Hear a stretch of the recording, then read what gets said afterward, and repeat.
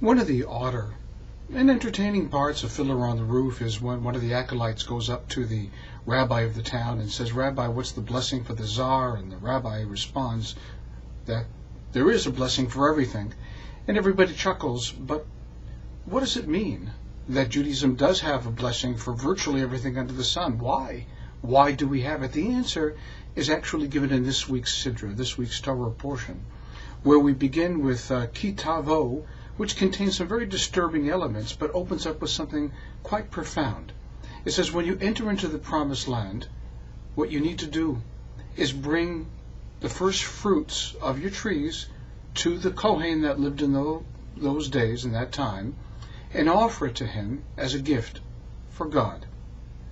Why would one do such a thing except for the very simple reason of acknowledging that it is a bountiful, good, and great land, and that you'll have everything you need, but in the ultimate analysis, it doesn't belong to you.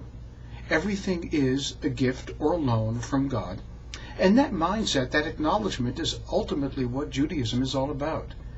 That we are sojourners for a very small period of time on this earth, passing through the land, and if we really want to be mature, we really want to be grown up. Grown up means understanding that we don't possess anything, that what passes through our hands is transient, just as we who walk on this earth are transient. So all of those blessings that are referred to in the liturgy, as well as by that sage in the play Fiddler on the Roof, only underscores the idea that we are supposed to be appreciative of every single thing, every breath of air that we take, every gulp of water that falls down our throat, every little bit of food, every gift of friendship and love, companionship that we possess. Nothing is to be taken for granted.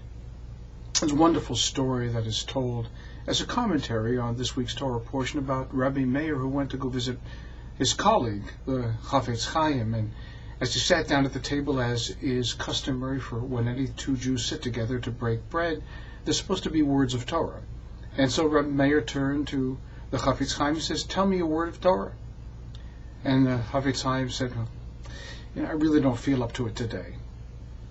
Rabbi Meir responded to him. He said, "Well, doesn't the Torah say that when you come into the land, you shall take your first fruits to the Kohen?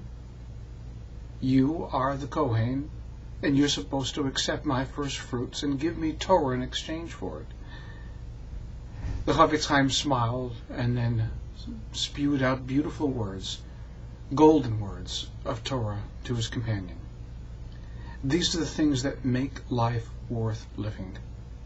The fact that we appreciate every gift that we possess, that we are given on a permanent or a loan basis, that we understand that everything belongs ultimately to God, and that we, if we're truly to be children of God, creatures of the Master, every word that we speak should be carefully thought out before spoken, and then when we do speak them, to make sure that they are truth, to make sure that they are Torah.